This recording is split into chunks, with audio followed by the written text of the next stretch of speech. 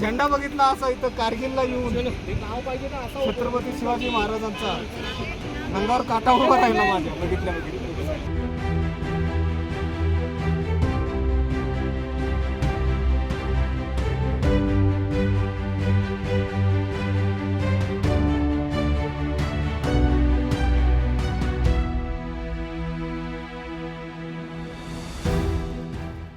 नमस्कार मित्रांनो, स्वागत आहे तुमचं माझ्या नवीन पार्टमध्ये. तर आज आपण जात आहोत कारगिलसाठी. आता सध्या तर निघणार नाही आम्ही, म्हणजे आता जस्ट फ्रेश वगैरे झालो, आंघोळ वगैरे केली आणि आता तुम्हाला तर डोंगर दाखवून किती दाखवणार आहे बघा. तर होप तुम्हाला ही सिरीज आवडत असेल, कारण मी पण सेकंड टाईम स्टेटच्या बाहेर जातो आहे फिरायला. म्हणजे आता मी लास्ट टाईम तर तुम्ही बघितलं की महाकुमाने अयोध्या केलेलं, आणि आता काश्मीरला आलो आहे आपण. आता अजून किती 6 दिवस अजून बाकी आहेत आपले फिरायचे. तर फिरायचं तर आहे तेवढं. जय भोलेनाथ, जय भोलेनाथ, हर हर महादेव. अमरनाथ सोडून निघताना मन थोडंसं जड होतं, पण हा प्रवास फक्त भक्तीचा नव्हता.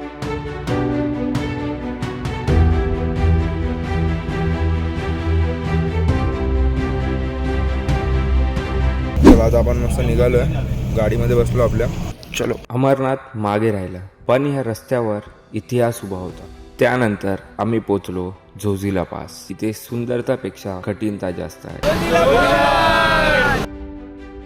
माउंटेन ड्यू, झोजिला पॉइंट, डर के आगे जीत है. त्यानंतर आम्ही पोचलो झोजिला वॉर मेमोरियलला. ह्या पर्वताने इतिहास पाहिला आहे. छत्रपती शिवाजी महाराज म्हणायचे, स्वराज्य हा माझा जन्मसिद्ध हक्क आहे. आज सीमेवर उभे असलेले सैनिक त्याच विचारांची पुढची पिढी आहेत. गडांवर लढलेले मावळे आणि बॉर्डरवर ते उभे सोल्जर.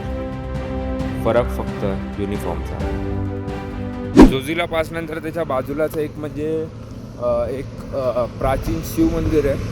चलो.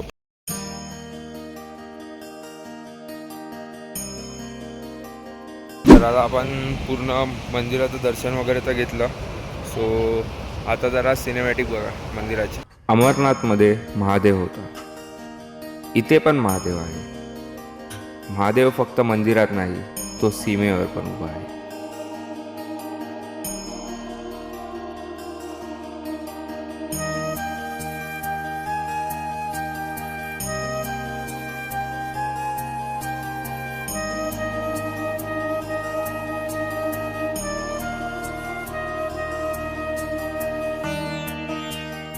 ध्वज बघून कसा वाटला तुम्हाला?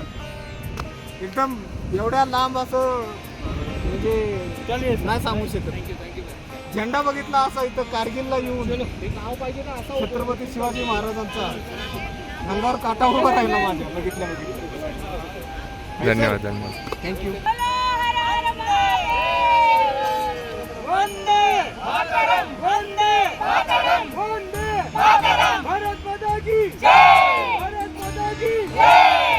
आम्ही ध्वज आणला. जसं की तुम्ही त्या दादांची म्हणजे हे पण तुम्ही ऐकली असणार प्रतिक्रिया, की त्यांना पण खूप आवडलं. आम्ही झेंडा वगैरे आणला इकडे महाराजांचा तो. तर त्या लोकांनी पण म्हणजे ध्वज घेऊन फोटो वगैरे काढला, आणि त्यांनी पण त्यांची प्रतिक्रिया जी व्यक्त केली ती पण तुम्ही बघितली असणार, की त्यांना किती आनंद झाला. सो आता आम्ही परत चाललो. चलो. आता आपण झोजिला पास क्रॉस केला, तिकडे नॉर्मल फोटोज वगैरे आपण काढले. आता पुढे आपण चाललो आहे कारगिलच्या साईडला, आणि आपण आता आलो आहे 11,829 फीटच्या वर. पण तर इकडे थोडं ऑक्सिजन लेवल कमी आहे, तर आम्ही नॉर्मल थोडा पण काहीतरी चढतो आहे ना, तरी लगेच दम लागतो आहे, कारण खूप हाईटवर आम्ही. द्रास जगातील सगळ्यात थंड रहिवासी शहर. टेम्परेचर कमी आहे, पण लोकांची हिंमत खूप मोठी आहे. ह्या सिटीला कोल्डेस्ट इनहॅबिटेड सिटी पण बोलले जाते. मग इथून आपला भारताचा झेंडा दिसतोय, आणि हेच इकडे आतमध्ये वॉर मेमोरियल आहे. त्याचा गेट तिकडे पुढे आहे, आणि तिकडे पेड पार्किंग होती म्हणून आम्ही इकडे लावली आहे गाडी. आणि हा इकडे कारगिल वॉर मेमोरियल. इथून एंट्री गेट आहे. फीज वगैरे काय आहे काय बघायला लागेल. आणि हे बघा, आता आम्ही आतमध्ये कारगिल वॉर मेमोरियल आहे त्याच्या आतमध्ये आमची एंट्री झाली. तर तिकडे आमची एंट्री झालं आमचा ID वगैरे चेक केला वगैरे. आणि मग त्यानंतर मग आम्हाला आता रूल्स अँड रेग्युलेशन सांगितले इकडचे. आणि त्यानंतर मग आता इकडे एक म्हणजे थिएटर टाईप आहे. तर तिकडे आम्हाला पूर्ण कारगिल वॉरची डॉक्युमेंटरी दाखवली की कसं आपलं म्हणजे आर्मीने त्या टायमाला लढलं होतं वगैरे वगैरे सगळं. आणि काय काय झालेलं ते सगळं 8 मिनटामध्ये दाखवलं. पण ते 8 मिनटं अशी विसरू शकत नाही आपण, कारण माझ्याकडे आता शब्दच नाही. कारगिल वॉर मेमोरियल पाकिस्तान बॉर्डरपासून फक्त 9 किलोमीटर. पण इथे उभं राहून पण एक क्षण पण भीती वाटली नाही, फक्त अभिमान वाटत होता. Because when soldiers stand at the border, we stand here with piece.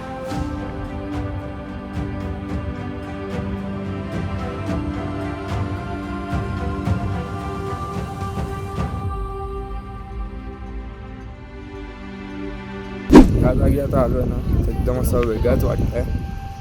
म्हणजे एकदम तो आता व्हिडिओ वगैरे बघितल्यापासून एकदम काय झालं काय माहिती, एकदम शांतच झालो मी. आणि एकदम सगळ्या गोष्टी बघून पण एकदम असे गूजबम्स येत होते पूर्ण अंगाला. कॅप्टन विक्रम बत्रा, ये दिल मांगे मोर फक्त डायलॉग नव्हता, तो एक कमिटमेंट होता. आपण फक्त 5 ते 10% आर्मी बघतो, 90% त्यांच्या बलिदानात आहे.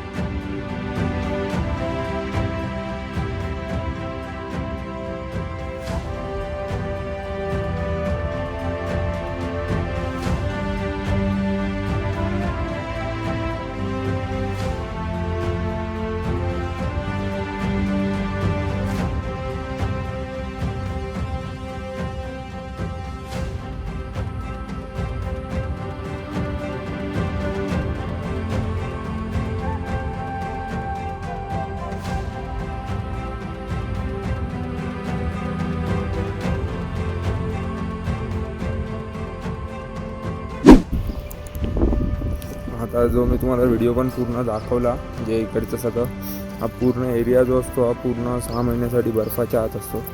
तरी पण केवढा मस्त मेंटेन केला बघा ही जागा. आणि काय माहिती इथे आल्यापासून एकदम ते पूर्ण डॉक्युमेंटरी बघितली वगैरे. आणि आता एक एक गोष्टी सगळ्या बघितल्या ना, पूर्ण एकदम असं शांत झाल्यासारखंच झालं. तर आता जस्ट म्युझियमच्या बाहेर आलो. म्हणजे आत्तापर्यंत आपल्याला म्हणजे बोलतात ना 2 ते 5% पण नाही माहिती एवढं काय काय आतमध्ये आहे ना. खरंच म्हणजे किती आर्मीने आपल्यासाठी केलं आहे.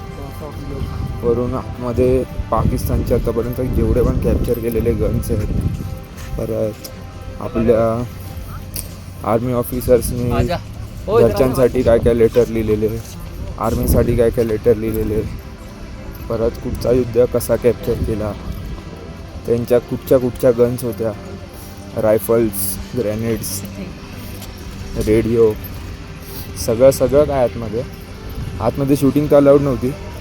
आणि ते पण चांगलंच आहे. मी तर तुम्हाला बेटर हे सांगेन की मी व्हिडिओ पण काढला असता तरी तुम्हाला त्यातून अशी ती फिलिंग नाही ना जी तुम्ही म्हणजे इकडे येऊन फिलिंग द्याल ना. खरंच मी म्हणजे मला काही शब्दच नव्हते. मी तुम्हाला परत एकदा सांगेन की एकदा इथे येऊन व्हिजिट करा. खरंच तुमचे पूर्ण बोलतात ना, तेव्हा तुम्हाला समजेल की आपल्याला खरं तर कायच नॉलेज नाही.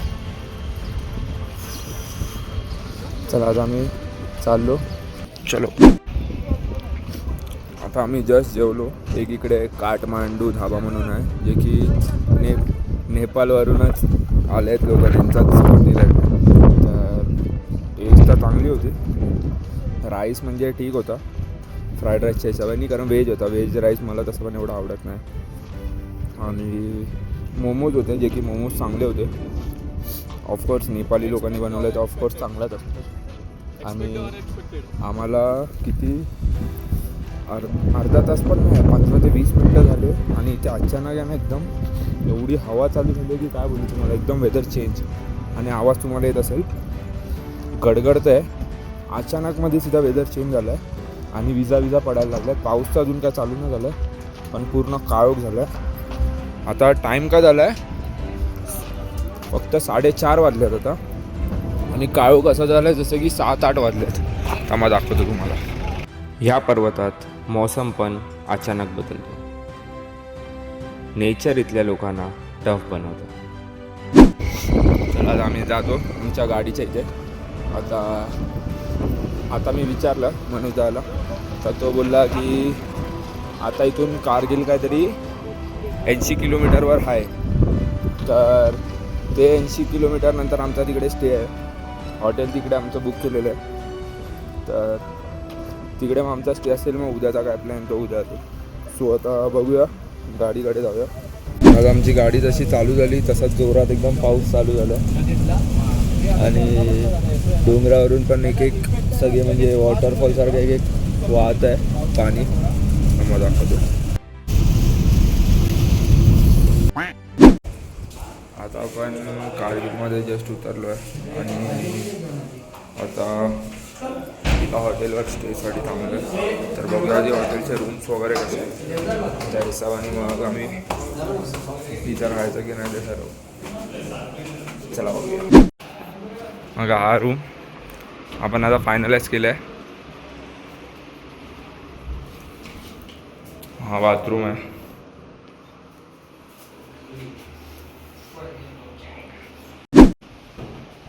आता तुम्हाला जशी रूम दाखवली तशीच सेम दुसरी रूम पण तशीच आहे. तर अर्धे लोक तिकडे राहतील, अर्धे लोक इकडे राहतील.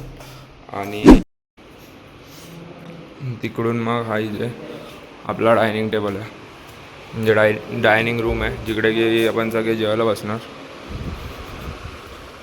बेसिन ठीकठाक आहे, म्हणजे हॉटेल एकदम पण चांगला नाही, एकदम पण वाईट नाही. आणि इकडे बाहेरची गॅलरी तन्मय, इकडे बाजूलाच नदी आहे बरोबर. ही बघा फ्लो दिसतोय नदीचा, काय खतरनाक आहे नदीचा फ्लो बघा काय. आणि आता इथे परत थोडा वेदर चेंज झाला आहे, कारण आता नीट होता, आता परत पावसाळी वेदर झालं आहे थोडा आणि काळोख झाला आहे. सो बघूया आता आम्ही हॉटेलवर थोडा वेळ आराम केला आणि काही ती म्हणजे लगेजची बॅग होती ती आमच्याकडे एवढ्या टायमापासून होती नाही ना, तर ती आता आलेली तर सगळं पॅकिंग वगैरे करून ठेवलं. ज्या ज्या उपयोगी गोष्टी आणि कपडे वगैरे आहेत ते सगळे बाहेर काढून ठेवले. कारण 3 दिवस तर जे मी 2 दिवस तर मी ते 2 दिवस जे कपडे काढले होते ते 2 दिवस बाकी होते. तेव्हा तुम्हाला एक दाखवतो. नदीचा फ्लो बघा फक्त, काय खतरनाक आहे.